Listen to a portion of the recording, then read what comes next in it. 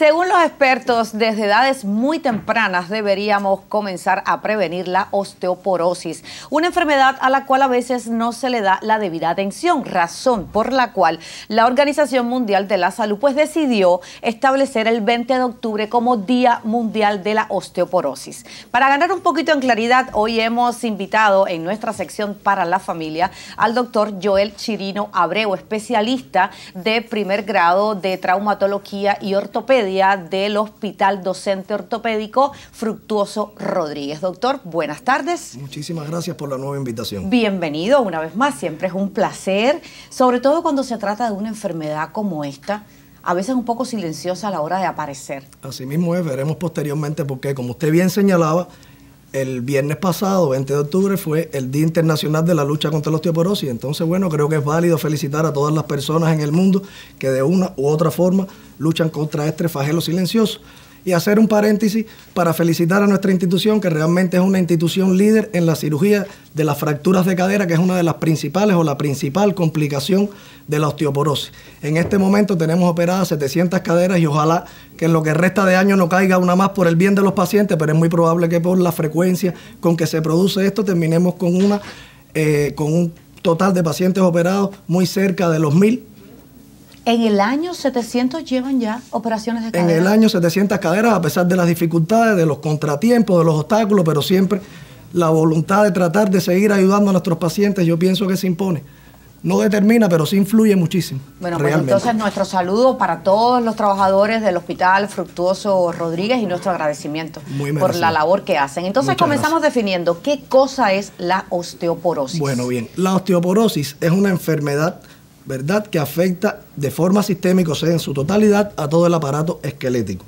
Desde el punto de vista fisiopatológico se debe a un desbalance que ocurre entre los osteoblastos y los osteoclastos, que son células que ayudan a renovar constantemente nuestro esquelético. Cuando hay este desbalance, ¿qué sucede? Que hay una disminución de la masa ósea, que hay un deterioro de la microarquitectura ósea y en tal sentido el hueso se vuelve más frágil y por ende es más riesgoso a padecer de estas fracturas de cadera, que es una fractura patológica. Desde el punto de vista epidemiológico, se plantea que es más frecuente en mujeres. Una de cada 3 mujeres y 1 de cada 5 hombres va a padecer fracturas de cadera secundarias a la osteoporosis. Selmayr, que es uno de los autores que más artículos ha escrito con relación a este tema, plantea que cada año suceden 9 millones de fracturas a nivel mundial que son secundarias a la osteoporosis. Y después vamos a ver, como usted bien dijo, por qué es un flagelo, es una epidemia silenciosa. Ahora, ¿cuáles son los factores de riesgo que propician la aparición de la osteoporosis? Bien, en primer lugar el envejecimiento, o sea, rara vez se produce una fractura de este tipo por debajo de los 65 años.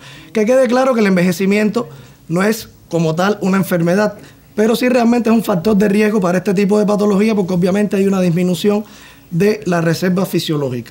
En segundo lugar hay que hablar de la desnutrición o mala alimentación, sobre todo con aquello que se refiere al calcio y a la vitamina D, que son fundamentales para prevenir la osteoporosis. Se dice que debe la mujer, o sea, se debe consumir entre un promedio de 1.200 miligramos y 1.300 miligramos diarios de estos productos. En tercer lugar, el sedentarismo.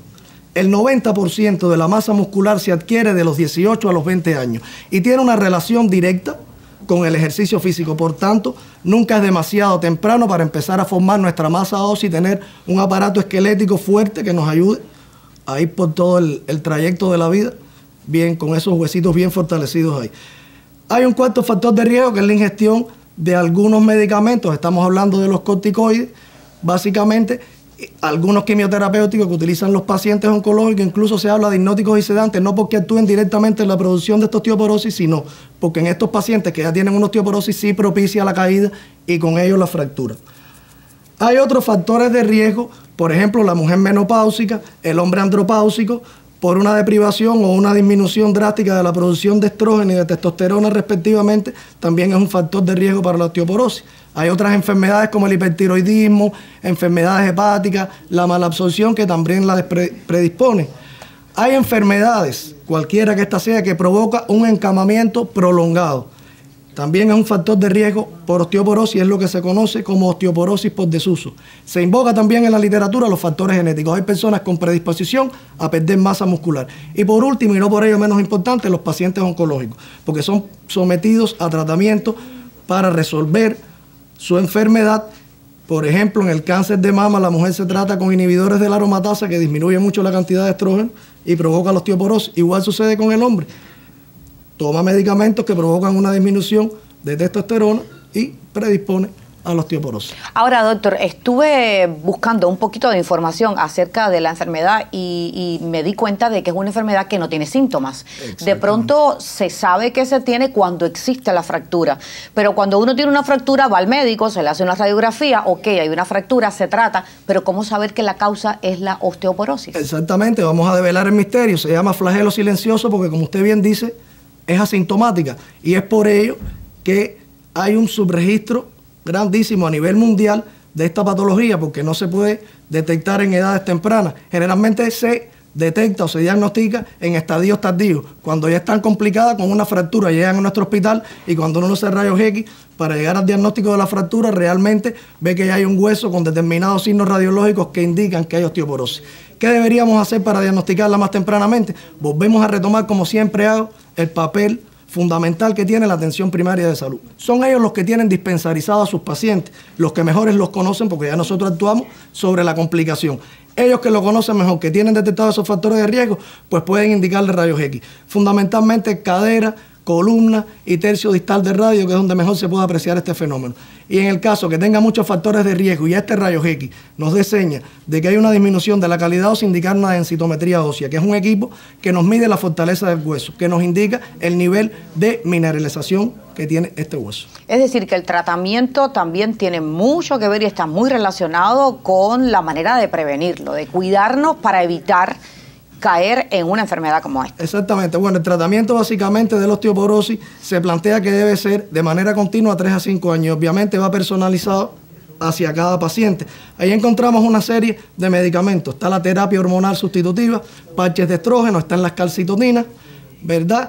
Está el grupo de las estatinas, están los bifosfonatos como el alendronato, que es uno de los más conocidos, están los moduladores selectivos de los receptores estrogénicos como el raloxifeno.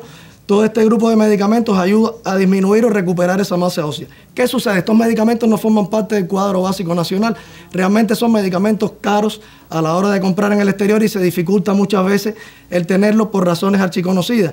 Razón estas de más para, como usted decía, prevenirlo, y no ya en la edad adulta, prevenirlo desde etapas tempranas para no tener que llegar ahí. Como decía el maestro Martí, prevenir es una forma de curar. Así es. Bueno, doctor, pues hemos ganado un poquito más en claridad y le agradecemos una vez más que haya tenido la gentileza de acompañarnos y qué bueno, ¿no? Que podamos entonces saber acerca de la enfermedad. Exacto, porque ya le decía, hay formas de prevenirlo, hay muchas formas de prevenirlo y sería prácticamente multiplicar por -1 los factores de riesgo. En primer lugar, hacer ejercicio físico de una manera regular. Se plantea que mínimo media hora hacer ese ejercicio. Segundo, si este puede ser a la luz solar, mejor. ¿Por qué? Porque la luz del sol, los rayos solares activan el dicol y calciferol, que es un precursor en la síntesis de la vitamina D, que ayuda a fijar el calcio.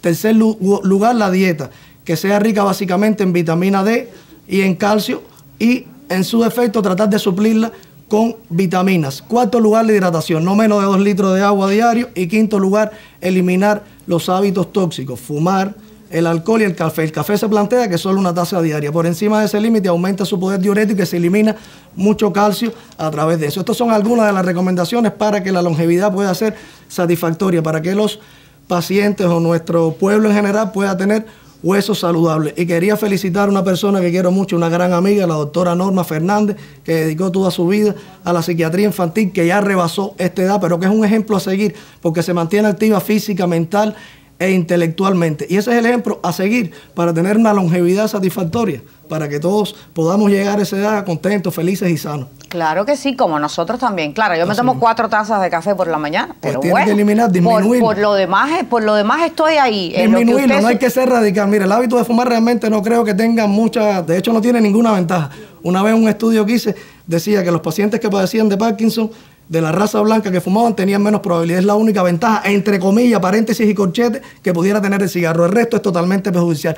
El alcohol, un trago, moderadamente pudiera ser. Y el café, ya lo acabo de decir, una tacita al día. Disminuir, no quiero ser radical.